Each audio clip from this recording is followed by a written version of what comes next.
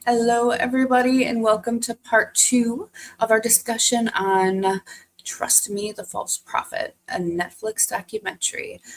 Part 1, I went over kind of all the things about, general overview of the FLDS, the Mormonism, the basics of all that, a little bit about Dr. Christine Marie and what she went to go do, and her amazing work, and a little bit about her past as being the apparent wife of another false prophet.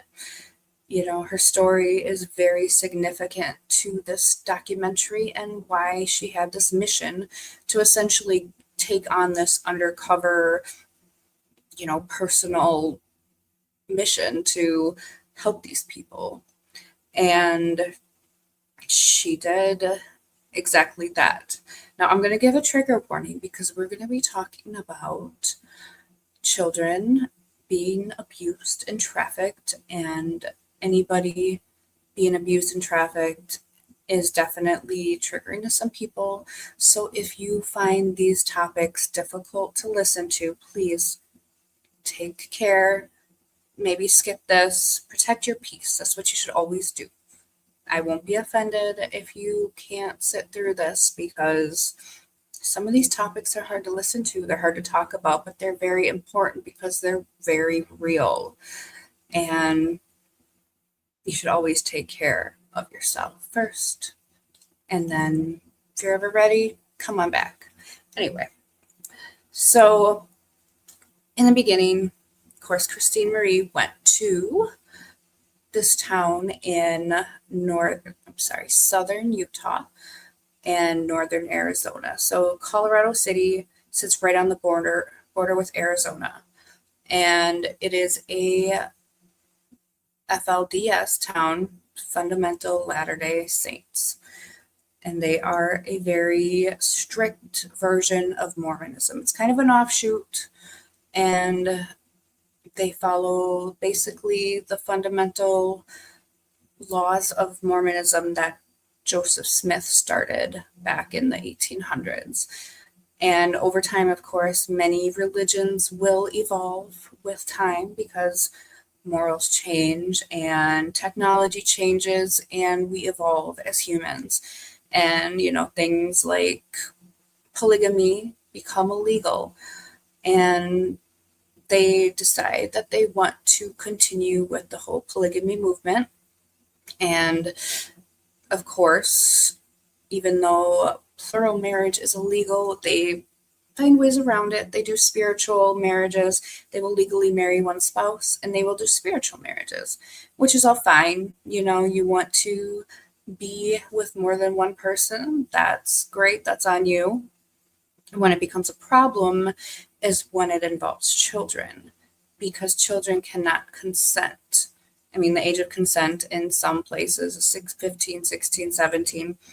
But, morally, our brains are not fully developed until into our 20s. So grooming and, making a young girl believe that this is normal is not healthy. It's fine to indoctrinate religion if that is what you want.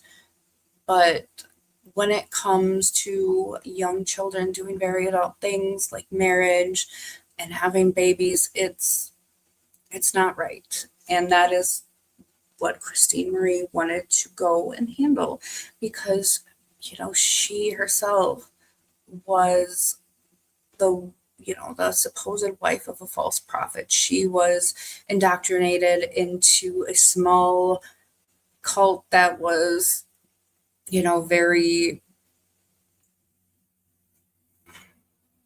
very discreet. Not many people knew about it. It was basically some guy that put all kinds of things into her head because she was already indoctrinated with the LDS, the Mormonism faith, and basically told her all the things she wanted to hear. And that's a lot of times how these people get you. They take somebody who is looking for answers, looking for belonging, looking for love,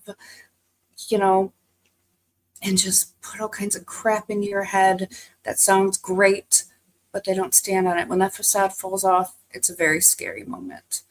I mean, whether it's religion or just somebody being narcissistic and fake, it's a horrible moment when that facade falls apart. And the torture that this man put Dr. Christine Marie through,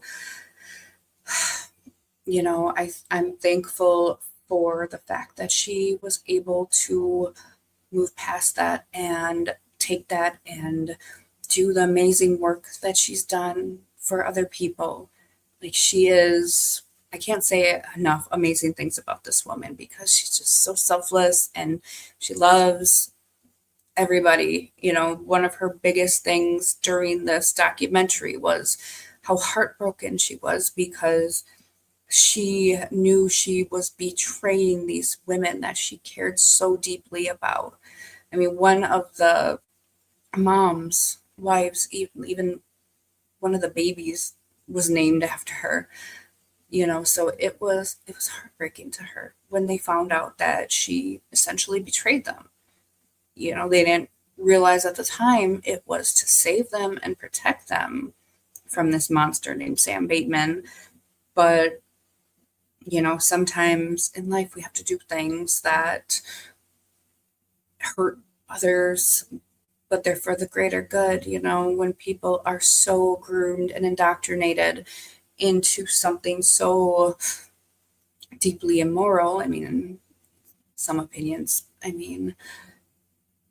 immoral as in the law goes, child brides and trafficking. These children were being trafficked by Sam Bateman. It was horrific. And she put a stop to it. At least this part. There's more out there, I'm sure. There's more cults out there. But we can only do one step at a time.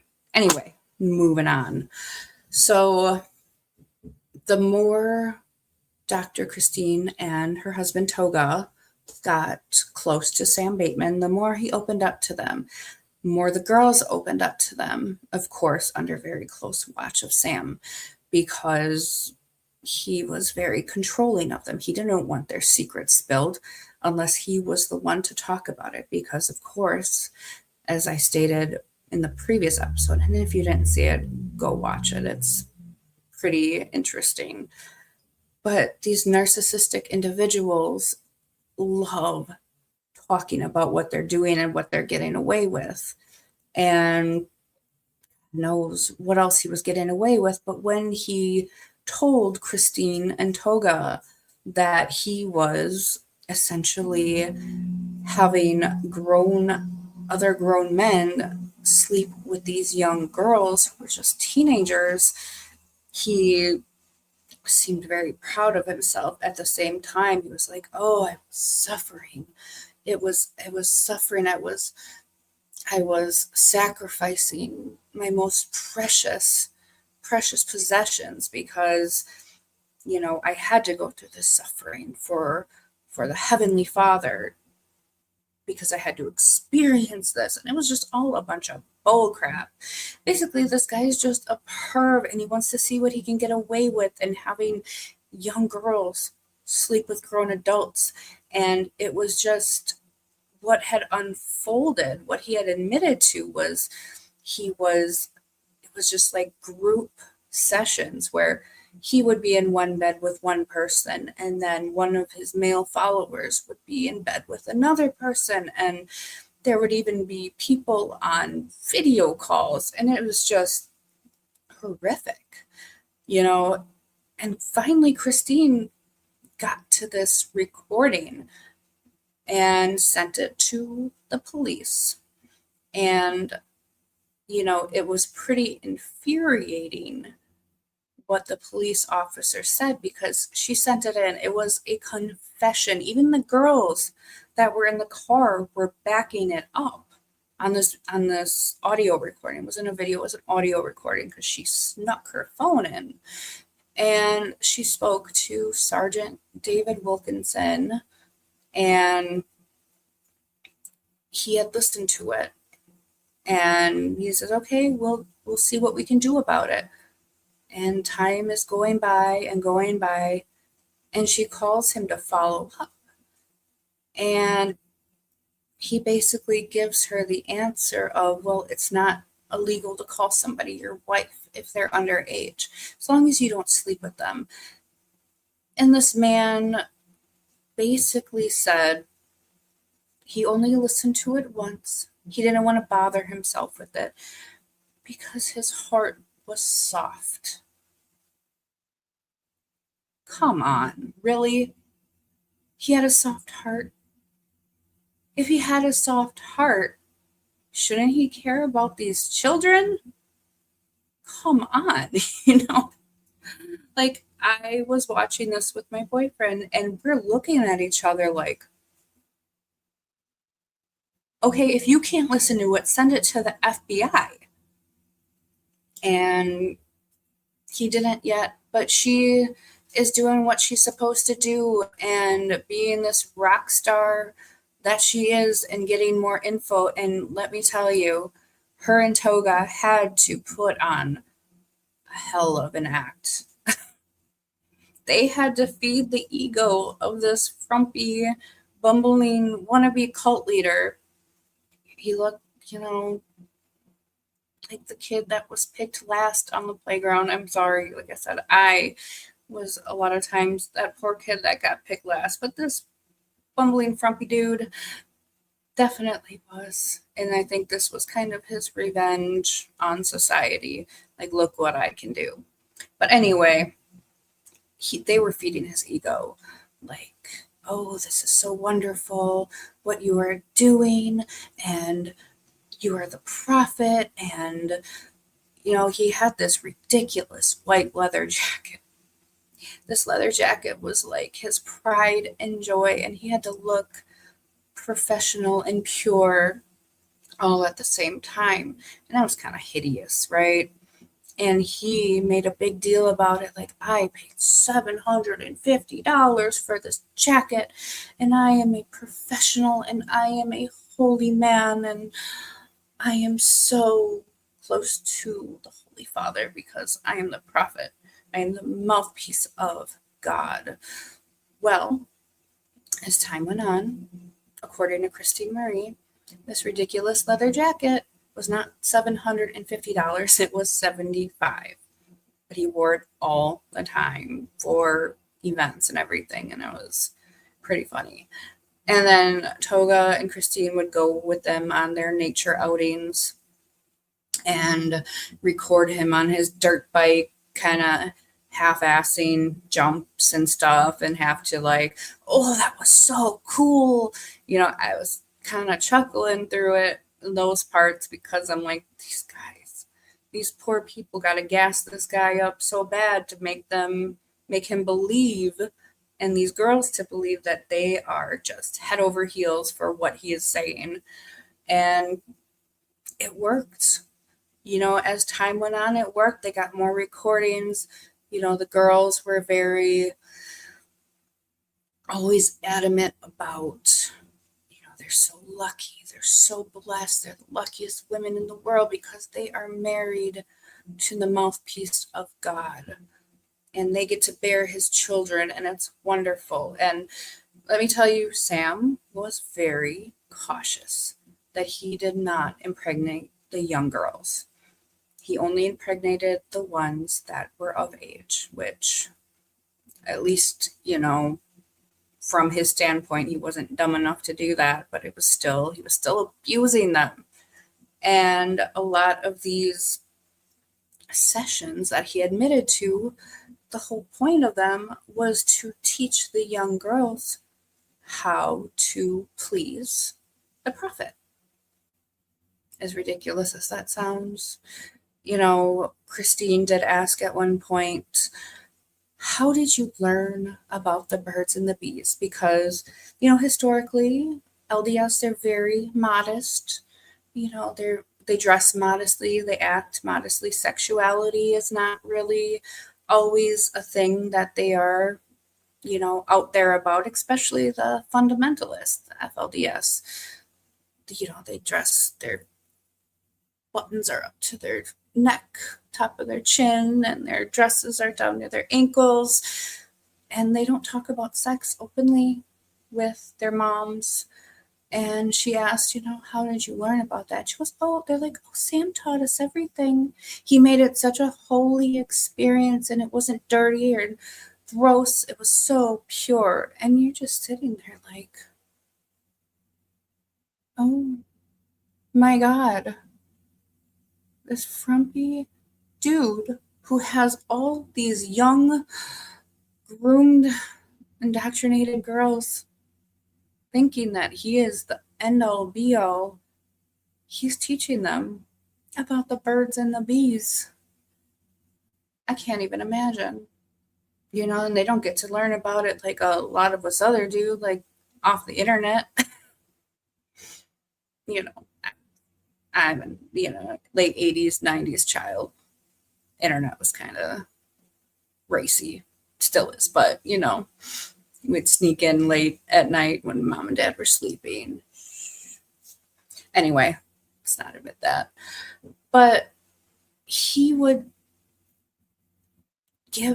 tell them everything, and but everybody, of course, wanted to be associated with the prophet. The women wanted to be married to him, and the men wanted to be the right-hand man of them. And he had he had 3 men that were in his circle, and they all gave their wives and children to them. And these poor men, I say poor because they were, of course, groomed as well. They were convicted of some crimes because they were involved in some of the acts. So they are responsible for those actions, absolutely. And they did what they were supposed to do, though. They told all. So they got, lighter sentences, thankfully, just because they had to nail the ringleader to the wall, But these men, they were emasculated. Once they were in and Sam had their wives and they were at his beck and call, he emasculated them. Most of them had to live in the basement and not come out unless they had to go to work. Of course, they still had to go to work and provide money for this frumpy dude and his leather jacket and his cars and all the things and his dirt bikes. And yeah, but other than that, they had to be basement dwellers. They weren't allowed to be around any other of the women or their daughters or their former wives. So moving forward, Christine, of course, she's giving all this recorded information because Sam loved to be recorded. He loved telling on himself. He wouldn't always be super forthcoming. Sometimes he'd beat around the bush, but he loved to brag about the crap that he was up to. And she keeps sending it to the police. And this officer's like, well, I can't get the FBI involved because it's not federal. It has to cross state lines for it to be federal. It has to be multi-state, which isn't true. The FBI can be asked to assist on an investigation. When it becomes multi-state is typically when they are required. Correct me if I'm wrong, but from the research I've done, it is the FBI will always step in and assist if asked. They will come in, and if they don't think they're needed, they'll peace out. But this is definitely something that they were needed on. And that police department could have absolutely requested their assistance. And it's funny because that city literally sits on the Arizona and Utah state line. Those communities go back and forth. Colorado City, Utah, and Short Creek. They are literally right there. And of course, they go back and forth. So yes, they were crossing state lines probably daily. And trafficking was crossing state lines and everything.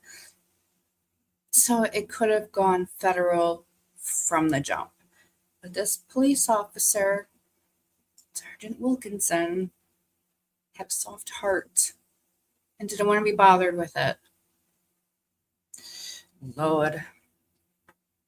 But he finally decided, okay, let's turn it over to the FBI. Which brings me to my next superwoman. Bring in Dawn Martin. So Sergeant Wilkinson, Mr. Soft-Hearted, finally connected Christine to the FBI because she told him they've been all over that part of the country. They've been in Colorado, Nebraska, Arizona, Utah, everywhere. So they got Dawn Martin involved, and they had a meeting with her in Flagstaff, Arizona. That's where the FBI field office was.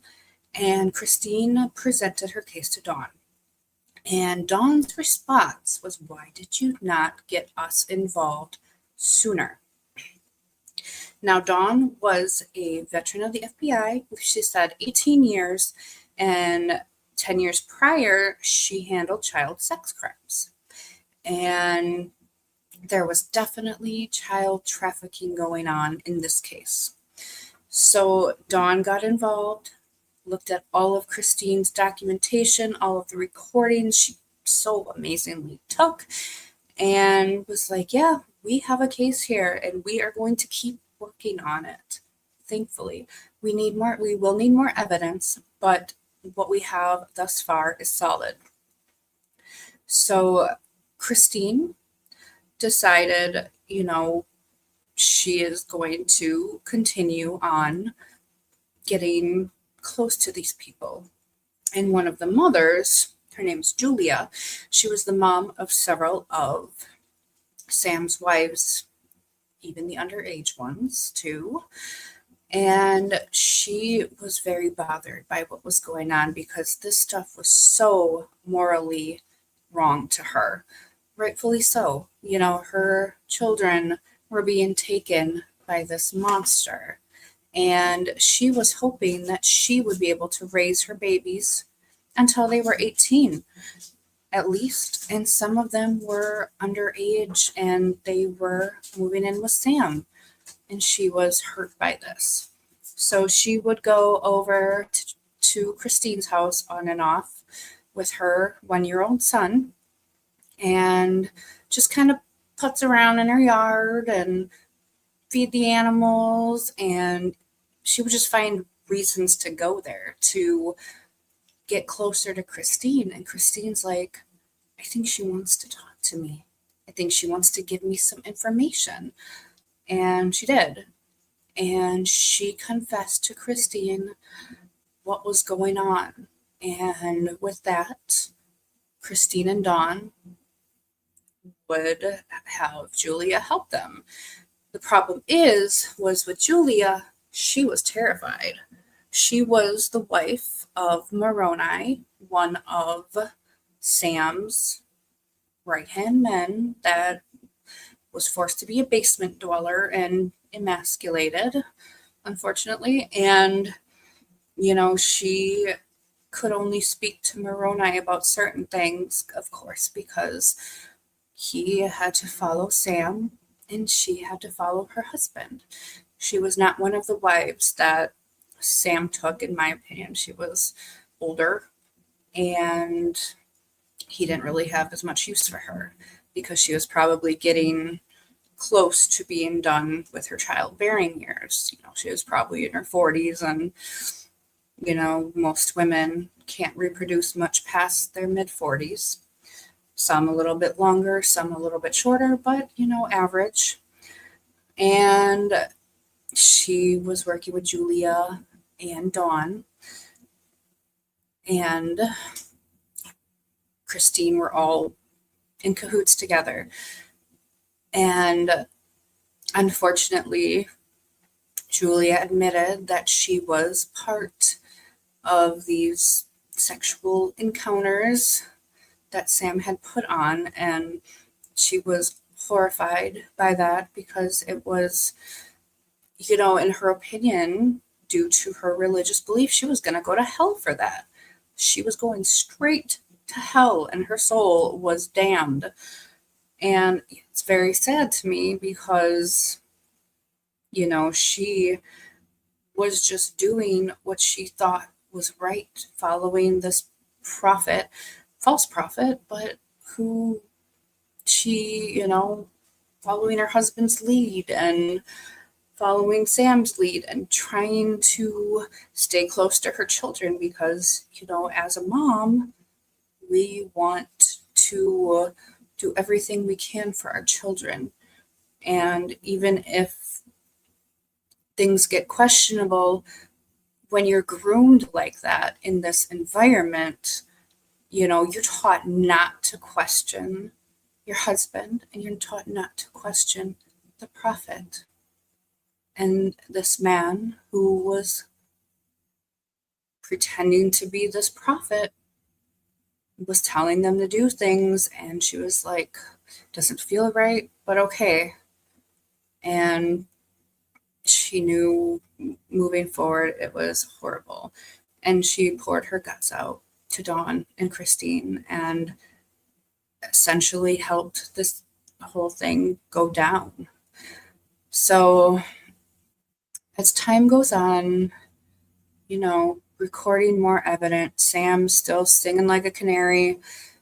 I want y'all to watch the documentary. So, I'm going to leave some things for you guys to watch. But, he's singing like a canary to Christine and Toga. And he's this big, awesome, egotistical, narcissistic man. And Christine and Toga have to play his game and boost his ego and do all that fun stuff that, like I said, it was pretty funny to me because it's just like, oh my God. I could not imagine having to fluff the ego of this guy. So they had a couple different properties. They had a big house where initially they all lived together. There were several bedrooms. Each mom, wife had their own bedroom with the kids and, it was pretty comfortable. But then there was a smaller house, the greenhouse, that was small with only a couple bedrooms. And Sam, of course, was starting to get paranoid, as these people do, and moved them into the greenhouse. There's like 21 of them in there.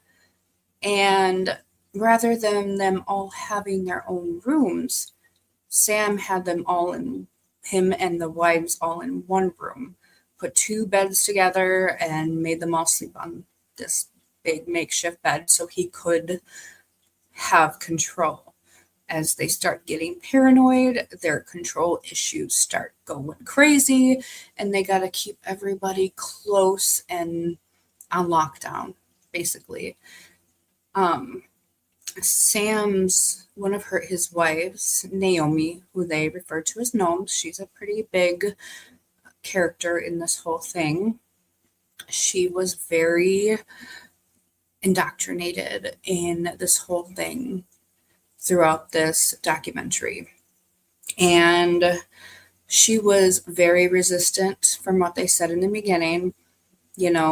She didn't want to be part of this. She didn't want to be a wife of Sam because she wanted to experience things. She wanted to maybe go to school and experience life a little bit before settling down and getting married, which, in the FLDS, it's a little unheard of, but, they have a little bit of freedom sometimes where they can do these things.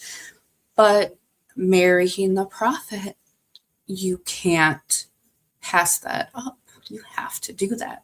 So finally, she was pushed and groomed and convinced, and she became one of the most loyal to Sam. And she was always by his side during this documentary, like always sitting on the ground next to him at his lap. It was kind of creepy, but whatever. And would constantly just be backing him up and kind of in control. Like, I don't want to say alpha wife, but, kind of, had a lot of the control of the women and girls. And Naomi Gnomes was getting a little suspicious that things might be kind of closing in on them, because Sam was very, secretive about, not, if he would take pictures, could not take pictures with the underage wives, in a romantic kind of way. Oh, and that brings me to something very interesting. So, Mr. Sam felt within himself that he should convince the Queen of England, who was alive at the time, to come and marry him and have him, have the Queen of England, Queen Elizabeth II, as one of his wives. So what they did, here's a cat. What they did was they put on this big production with Christine and Toga's help, and they all lined up. They all had their little tiaras on, just pretty and flowery, and they all lined up and they sang a very pretty song and put on this production about, kind of give a rundown of what a woman's life was like in the FLDS. And, it was very corny. I mean, the girls were very pretty singers. Sam, that was one of Sam's thing. He would parade them around town and they would sing for people. And it was they had lovely voices. I mean, it was creepy because they'd all sit and stare like this. Like they were brainwashed. Like you could tell, like, oh, Lord. So they put on this production for the Queen of England, and they were going to send it to her, and Sam was going to woo her, and the girls were going to convince her that life of an FLDS woman married to the prophet was the way to go. Okay. So Christine came up with the idea to kind of gather up her evidence a little bit more, right? That she was going to have him take pictures alone with each of his wives. So him, Sam, and wife number 1, 2, 3, 4. How many? I don't remember how many wives he was up to. But he wouldn't take those pictures with the underagers because he's like, oh, that's how Warren Jeffs got caught. That's how they got onto him. And Christine's like, oh, I should have known better. Lord. But yeah, they pretty much had all their evidence anyway. But still, whatever she could gather to nail this guy to the ground, because that's where he deserved. He deserves to be in the prison, underneath the prison, but bury him underneath the prison because he's gross. And so they're working on this evidence. And one day, Christine gets a call that they got pulled over. And they were, I don't know if they were trying to skip town, but it was a truck, like a big pickup truck, big dually kind of pickup truck with a trailer on the back, like one of them landscaping trailers with the swinging doors, and there were fingers underneath, like gripping the tops of the doors, just trying to hold on, and they're sticking out. And the cops saw it, the police saw it. They got pulled over, and this has nothing to do with the FBI, investigation. It was just they saw fingers coming out of the back of this trailer and like, what is going on here? So they got pulled over. They got questioned. Sam got arrested because, it was just unsafe, whatever violation. He had a bail. It was ridiculous cash bail, like, because that was suspicious, of course, so it's like, what is going on? They had to call Julia, the mom of some of these underage girls, like, hey, do you know where your kids are? You know where your daughters are? And she's like, yeah, he's with Sam. They were Sam Bateman. because Julia knew that she had to play along still at this point, because this, again, was not part of the FBI investigation. But Julia, as amazing as she is so good at documenting. She got the police officer's name, she got the badge number, she got all the contact information, and gave it to Dawn. And Dawn got, in touch with the police, like, this is what's going on. And they basically charged him and made him sit for a couple hours. And they came up with a cash bail. And it was, let me double check. Cash was $150,000. And the woman doing the paperwork said that was the largest cash bail she had ever seen in that county. So they got him out. And of course, so much paranoia is going on. They know that they're being watched, but they don't think they're being watched federally. They think they're being just watched by the locals, which is good. They're just kind of worried, like, let's not mess up, let's not do this. And they are watching their backs. So after he gets out, Christine is, of course, panicking and talking to Dawn, talking to Julia, and they're like, well, we're going to have to move soon. You're absolutely going to have to do some kind of braid. We're going to have to get going on this. And everything is kind of falling into motion. So Toga and Christine and a couple of the girls did go pick Sam up from Flagstaff. And they didn't want to release him as far as the FBI, but they had to. They couldn't keep him on the petty charges that they were having him sit with at that moment. But the good news is they took Sam's phone.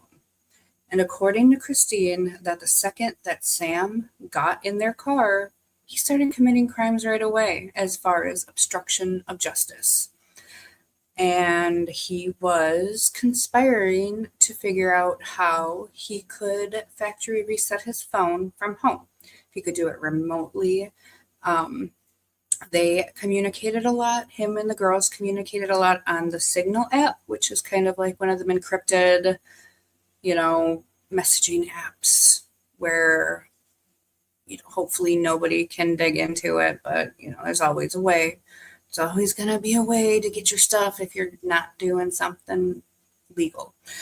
And that is ultimately what helped them decide to do the raid, because they got his phone. He was obstructing justice by conspiring to delete evidence. And that's when the gears got set into motion for the raid.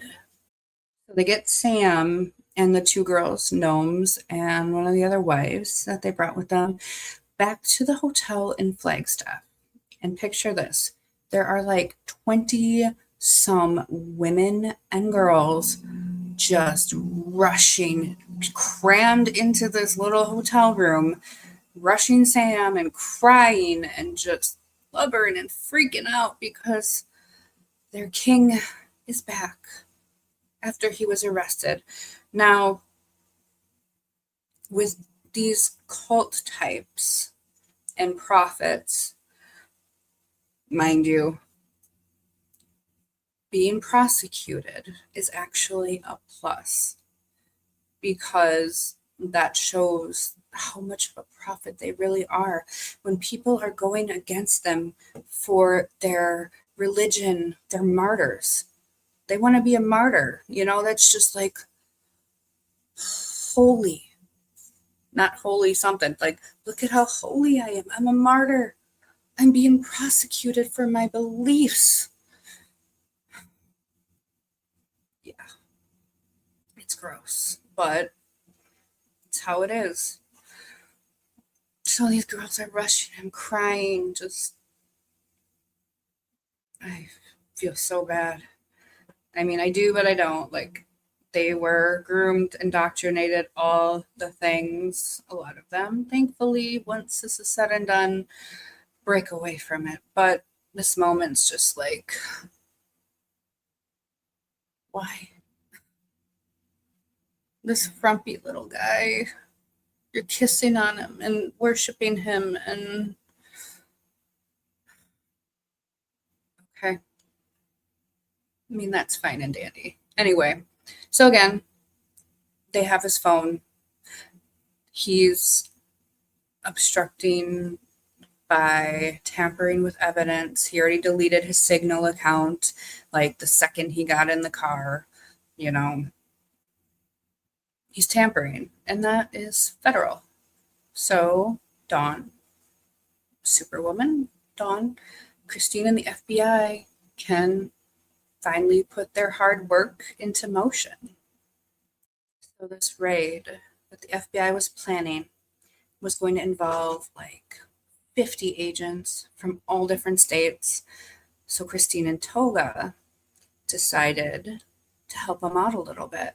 Well, of course, they were asked to help out, but with them being so close to Sam and the girls, they were filming around their properties. So they would ask, "Do you mind if we go film the prayer room?" And Sam would be like, "Of course." Now he's a martyr. He's being prosecuted. Oh my God. You need to document my life.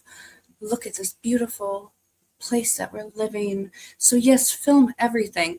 And what Christine and Toga were doing, they were sending it to the FBI. So they had, an insight on what they were getting themselves into when they were going to, have this raid go down. And they planned on arresting Sam and then, of course, going through all of his properties. And as I said before, when they took his phone, the main charges that they got him on wasn't actually what was on his phone. It was the conspiracy to tamper with evidence, and that is federal. And I just wanted to reiterate that because that is a big deal here. Because his phone didn't have any inappropriate pictures. It didn't have inappropriate conversations, that many. I mean, mildly inappropriate, but nothing super incriminating with the girls. But it was the conspiracy of tampering with evidence that was what did it for them. And they are just getting closer to this raid, and Christine is, of course, she is terrified, but she is absolutely on board because she's a freaking warrior. Her and Toga are amazing. They are, terrified because, especially Christine, because she has grown close to these girls and these children, and they mean so much to her, and she's betraying them. And it's like, what is the greater good here? There's always some kind of debate on what is the greater good. Yeah, she's deceiving people, but unbeknownst to them, she's saving them. And many of them will come to understand that in the future, which is thankful. Even Gnomes eventually comes around, which is great. So the day before the raid, Christine and Toga came up with a plan to film Sam, basically to do this big, grandiose interview, to tell his story, to talk about how wonderful he is and why he's the prophet. By the way, if you hear background noise, I apologize. My little is home and she is doing some stuff with slime. But they came up with this plan to interview him, and they would start it the day before the raid, and they would continue it the morning of the raid to make sure everybody was separated. So they did this interview, and then they're like, okay, we're going to wrap it up, and then we're going to start early tomorrow morning. So there were 3 properties that they had to search. They had 2 homes and a warehouse. They're all not too far from each other. And so Toga would be with Sam at the interview location, and Christine would be with the girls at the greenhouse when this whole thing would take place, when Sam would be arrested. So the next morning, the raid went off without a hitch. Sam was arrested, and of course, he was confused. He had no idea that he was being federally investigated. And, but he really didn't fight, thankfully. There was no violence. The girls were just completely freaked out. They wanted violence, but thankfully they didn't have any. So here during this raid, we learn how many underage wives Sam actually had. He had 9, because DCSF, the Child Services, did get involved, which unfortunately they did not communicate with the FBI that they were going to take the underage girls, which, it was inevitable, but communication could have been better with Dawn, of course. And unfortunately, that is how the girls found out that Christine and Toga were involved, because of the paperwork. Christine was a contact, and basically everything kind of fell apart there. The girls found out that Christine and Toga were the informants, and rightfully so, they were angry and shattered because they had trusted Christine and Toga. And Christine, of course, was shattered because she knew she knew this was coming.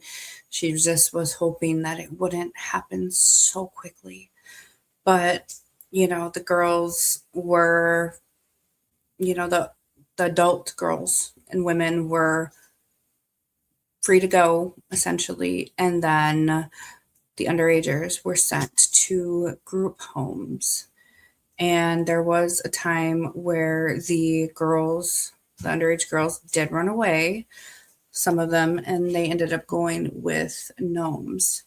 So gnomes did get charged, with the obstruction, I don't know if it was obstruction or kidnapping, but she definitely did a little bit of time, but it wasn't very much. But, she would text Christine and cuss her out, which is kind of a thing because these people didn't typically swear. It was very, taboo to be cussing. And, would cuss Christine and Toga out, were just livid and hurt, and kind of everything they knew was going to happen. Like, Christine knew that, especially when gnomes found out that Christine was part of all of this, she was going to just be so upset. So moving forward, years later, gnomes have been interviewed several times. She even was interviewed on the documentary, and she admitted that she knew, like, she had a gut feeling that something was off. Like, we're being watched, we're being followed, there's more to this, especially after Sam got arrested the first time for the unsafe, kids in the back sticking their fingers out the doors. They knew, she's like, we're being watched. But Sam would get mad at her, I trust Christine and Toga more than I trust myself. And how could you question me? So she's like, okay, well, I would just submit to that. Okay, Father, I would follow my husband. But, she had the gut feeling, rightfully so. She wasn't dumb by any means. She might have been brainwashed, but she wasn't dumb by any means. She was very street smart. And, moving forward, there have been, some, like, reconciliation with Christine and gnomes, and the underage girls got to go back with their moms. And, you know, some of them still believe that Sam's the prophet. I guess that's inevitable. There's going to at least be a couple. I mean, you look at cults like Jim Jones, Heaven's Gate, there's still some believers.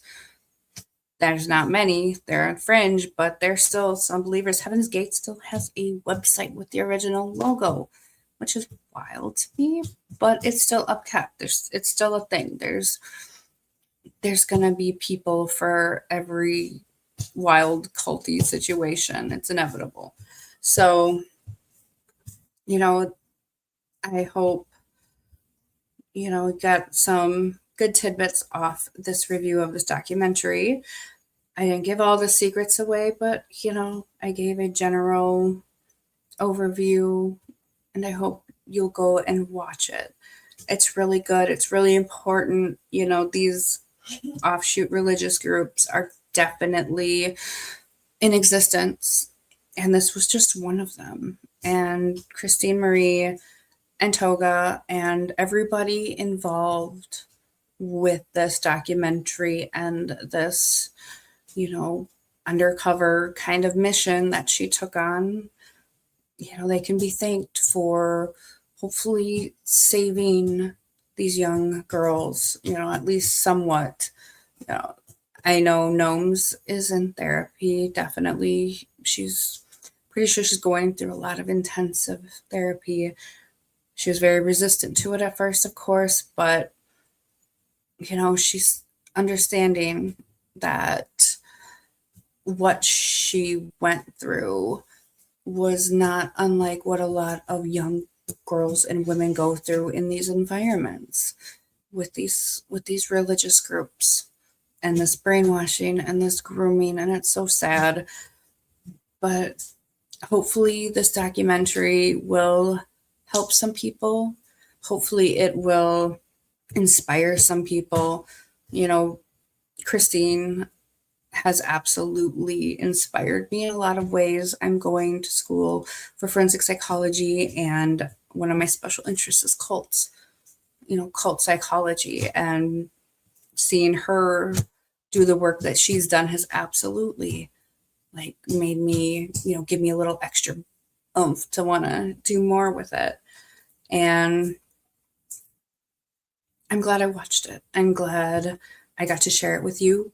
And again, it's on Netflix, called Trust Me, The False Prophet.